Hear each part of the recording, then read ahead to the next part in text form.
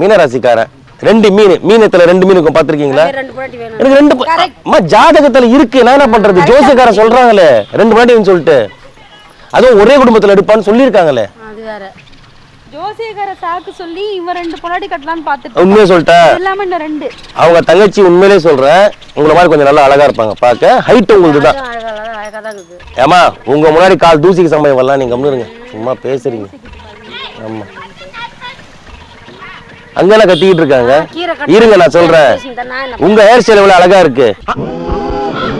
ஷாருக் கான் மாதிரி. ஷாருக் கான் மாதிரியா? என்ன அம்மா உங்களை ஐஸ் வைக்கிறாமா? அவன் பேச்சு நம்பிடாதீங்க. நீங்களாச்சும் நீ சப்போர்ட்டா இருப்பீங்கன்னு பாத்துட்டு இருக்கேன். ஆமா ஏன்னா அவங்களே நீங்க வெக்கப்பட வச்சுட்டீங்க. உண்மையை சொல்லிட்டேன். இந்த சிரிப்புக்கு இப்ப நான் அடிமை ஆயிட்டேன்.